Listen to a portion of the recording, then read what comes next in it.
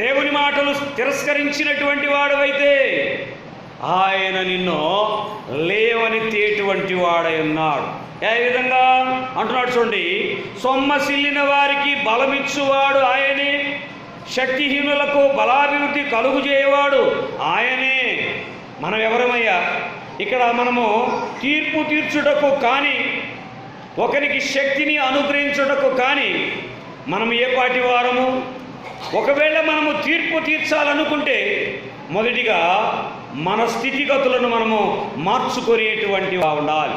యోహాను సువార్త 10వ అధ్యాయంలో అంటున్నాడు చూడండి, యోహాను సువార్త 10వ అధ్యాయము 28-30 వచనాలు అంటున్నాడు. అక్కడ వ్రాయబడినటువంటి మాట చూడండి, నేను వాటికి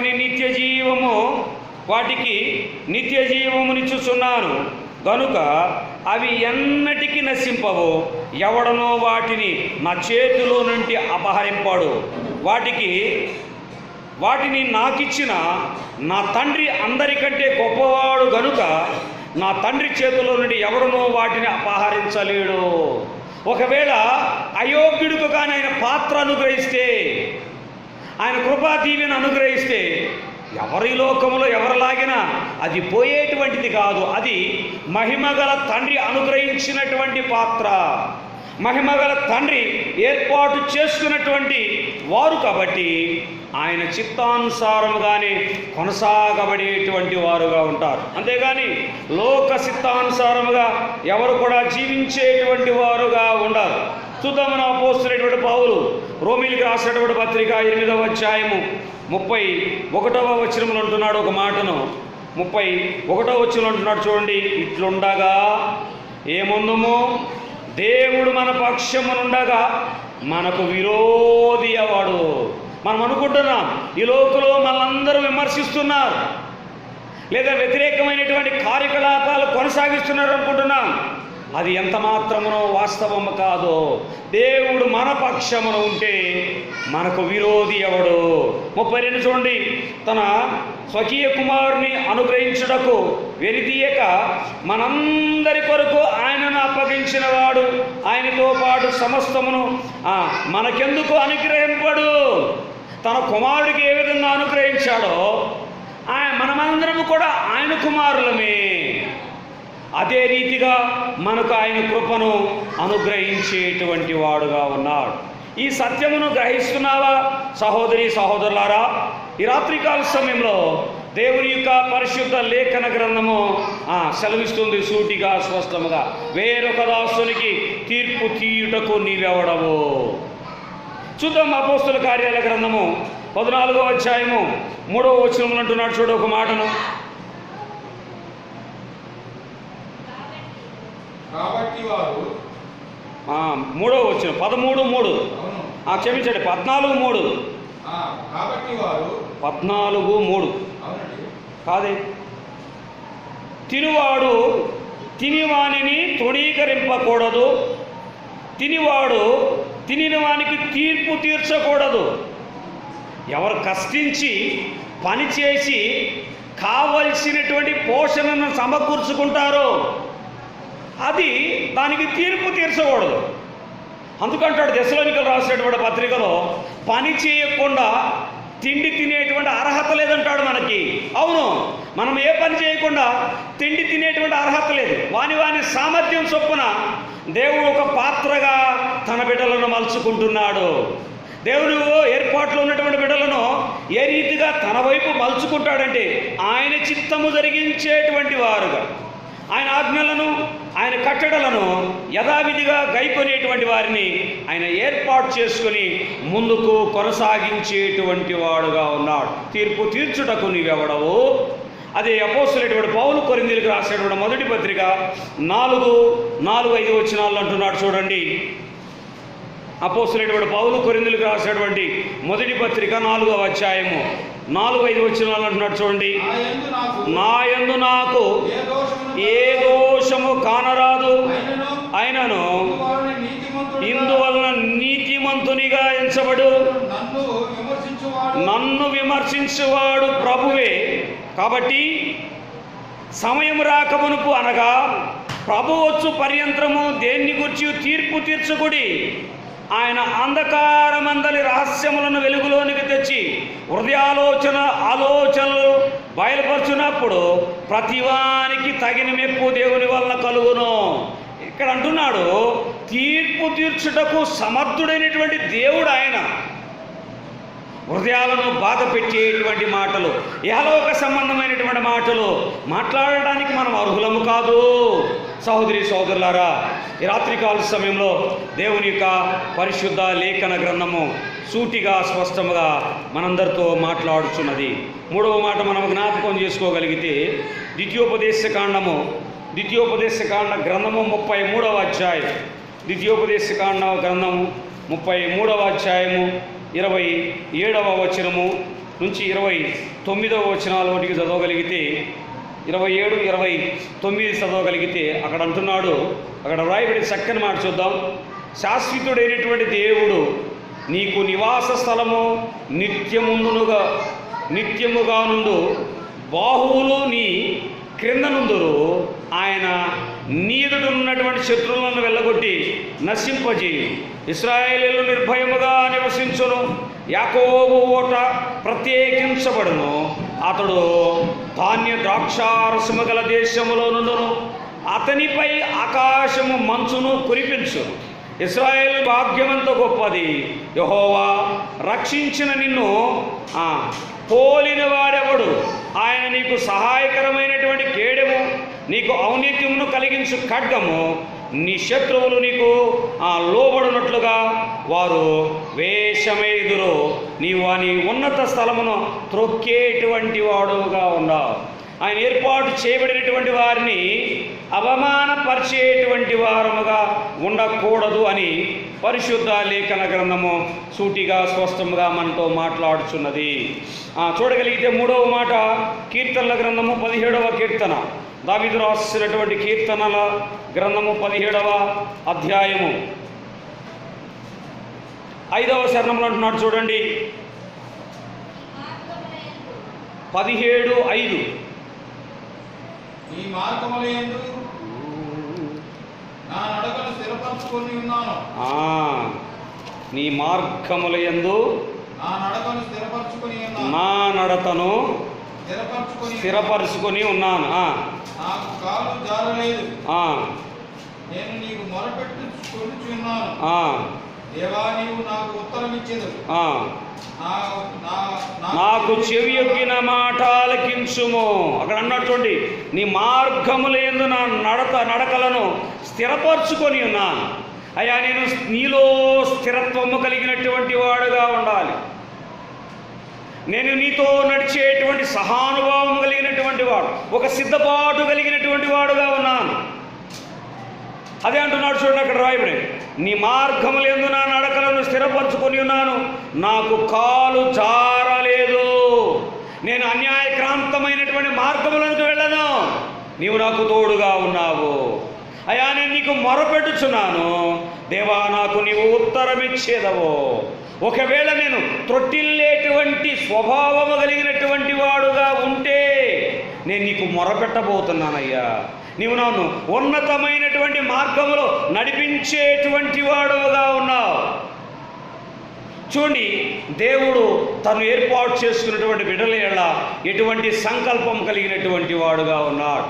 అదే దావీదు రాసినటువంటి కీర్తనలు 37వ కీర్తన 11వ చరణంలో చూస్తే అంటున్నాడు చూడండి, దీనులు భూమిని స్వతంత్రించుకుందురు, బహుక్షేమము కలుగు సుఖించెదరు. ఆయనను ఏర్పాటు చేసుకున్నటువంటి వారంట బహుక్షేమముగా ఉండేటువంటి వారు. అదే 28వ వచనం చూడండి, అదే అధ్యాయంలో, ఎలయనగా యెహోవా న్యాయమును ప్రేమించువాడు ఆయన తన భక్తులను విడువడు.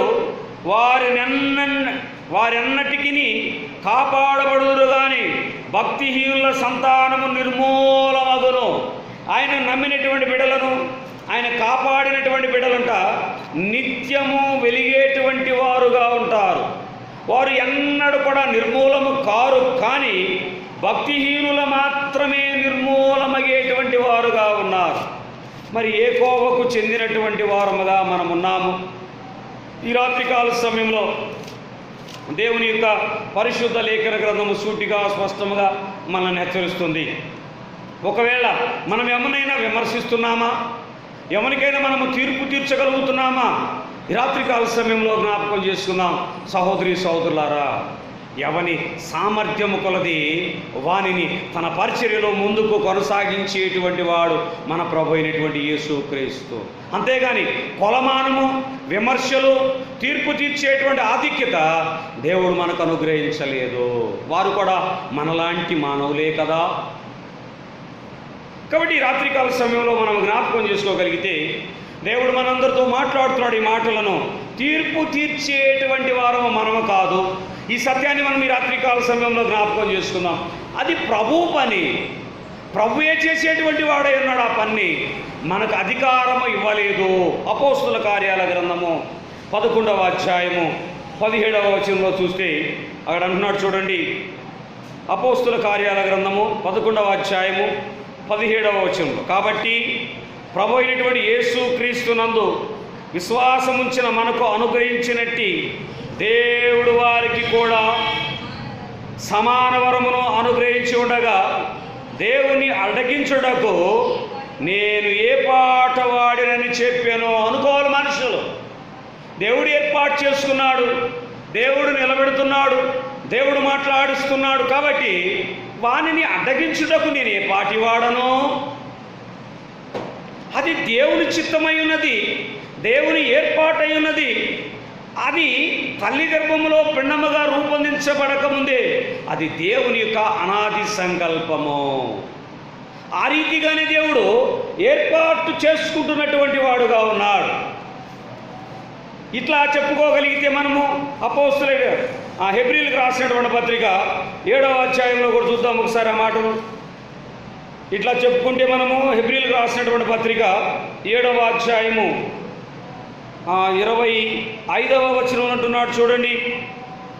25వ వచనంలో, ఈయన తన ద్వారా దేవుని యొద్దకు వచ్చు వారి పక్షమున విజ్ఞాపన చేయుటకును నిరంతరము జీవించుతున్నాడు గనుక వారిని సంపూర్ణముగా రక్షించుటకు శక్తిమంతుడైన ఆయన పక్షమునకు వచ్చేటువంటి వారు, ఆయన యొద్దకు వచ్చేటువంటి వారందరినీ ఆయన రక్షించుటకు ఆయన శక్తి కలిగినటువంటి సమర్థుడైనటువంటి దేవుడుగా ఉన్నాడు.